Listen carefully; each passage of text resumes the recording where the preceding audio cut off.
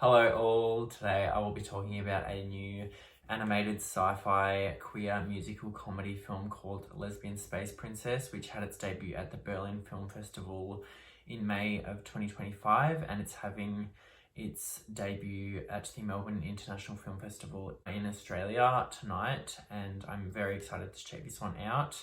It officially releases in Australian cinemas on September 11th and has had rave reviews so far, from 100% on Rotten Tomatoes with 13 reviews and 7.1 out of 10 on IMDb, as well as a lot of people on Letterboxd saying it's a new queer cult classic. Very excited to check this one out. I know that there's going to be a full crowd with this one, so I do think that will make the experience better. I have been anticipating this one for a couple months now, and a super fun fact about this one, it is the first ever animated feature film created in South Australia, which I think is really cool, and it is actually inspired by the filmmakers' own lives, and I feel like it will be a hit amongst the gay community. I do hope that it does have a wide audience, and it includes themes that relate to queer people, and the themes include the importance of self-worth and self-love, and is the debut feature film for Emma Hugh Hobbs and Leela Varghese, and they wrote and directed the film. And this one also features the voices of Shabana Aziz,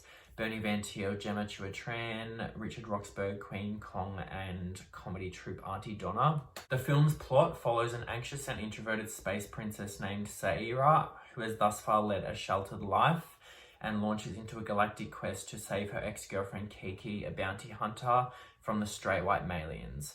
A runaway gay pop idol named Willow joins her as she encounters dangerous maniacs wielding blades, gloom goo, and other hazards, as well as the scariest thing of all, her own self-doubt. In one of my recent videos for a film review I did on A Nice Indian Boy, I did mention that comedy in the last 10 plus years has been feeling a bit dry and a bit sparse, and I feel like nowadays we've been getting some really good ones like A Nice Indian Boy, and last weekend I went and saw The Naked Gun with Liam Neeson, and I highly recommend checking that one out as well with the crowd if you can.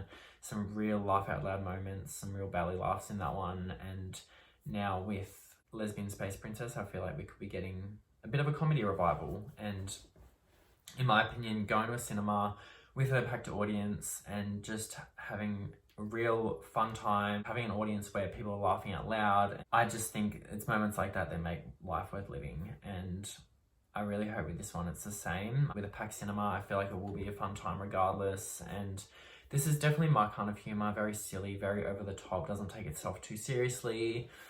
Quite goofy, but also has, heartfelt moments in there as well that the audience can relate to, and has themes that the audience can resonate with. So I think it'll be a fun time, and I will go watch it, and I will come back and tell you my thoughts and whether you should go check this one out. Alright, so this film is a fun time at the cinemas. I don't think we've had a film like this at the cinemas in a while, I believe, at least since the Bob's Burgers movie back in 2022. So if you're into this kind of animation style like Adventure Time and Bob's Burgers and Rick and Morty, I think you will enjoy it. The visuals are eye-popping, luminous, charming, colourful. Anyone who's into animation, I think, will enjoy something out of this film. And this was a Q&A screening as well with the creators Leela and Emma, so that was a really nice surprise after the film. There is definitely strong themes of mental illness in this film, as well as anxiety and realizing your self-worth and self-importance.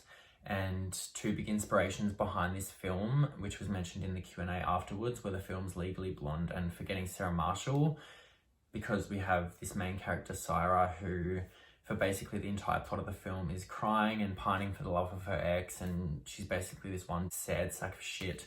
And I can see where the inspiration came from for these films. The whole film is basically her trying to get her ex back and going on this journey of self-discovery. Also, a lot of queer people will be able to resonate with having feelings of pining for your ex as well as anxiety. So I feel like that's another reason why they decided to incorporate that into the film. So yes, Saira has to rescue her ex from these stray white Malians, and in order to do so, she has to provide a ransom, which is this secret weapon called the Labrise. and this secret weapon is the most powerful weapon known to lesbian kind. So on Sarah's journey, we follow her as she encounters a bunch of different characters along the way, and Emma, the creator of the film, did the character designs as well. And we have this spaceship who accompanies Sarah, and he's very problematic, and Sarah has to put up with that. And then we also have this giant replica of Sarah that always appears in black and white, which is basically a manifestation of her mental illness and self-doubt and anxiety, and it's actually really beautiful animation. Then we have this bisexual singer as well, who I imagine in this world is like a gay pop idol. So her name's Willow, and Sarah finds her on her journey and takes her with her, and she's a fun central character, and she's basically the soundtrack to the film, and she sings all of the like really fun pop songs in here. And she definitely looks like the sort of character as well that you would find in Adventure Time. My favourite character in the entire film is Drag Race's Queen Kong's Blade, who easily is a standout for me, and every time they were on screen I was just like, I need more of this. And I would love a spin-off of Blade because she's so much fun and she's just so sassy. She's this drag queen who owns this club that Sarah runs into, and she's this energetic, sassy, captivating weapons expert, and the scenes with her were definitely my highlights. Even like some of her dialogue I just found really funny. And in terms of the humour in this, personally, I think the jokes didn't land as hard. Although I found Blade funny and fun to watch, the jokes didn't land as hard for me as they did for other people. And that's not a huge issue with the film, personally, because like I said, I loved the animation. I think it was a fun time. It was like watching just queer joy. And I just think that a lot of the people in the cinema were just hysterical and they found it absolutely hilarious.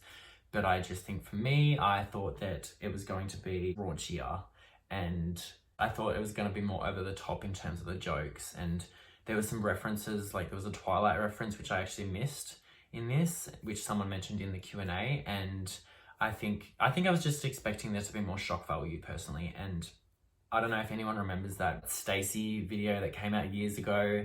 I think like this movie also reminded me of that video, and I think that I thought it was going to be a bit like that in terms of it being so over the top and just ridiculous and shocking, but just hilarious.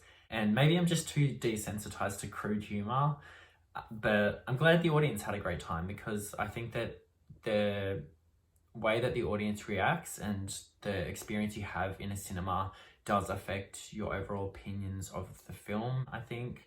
And I think I came for the jokes for this, but I stayed for the animation. And speaking of animation, there were 2 animators on this film.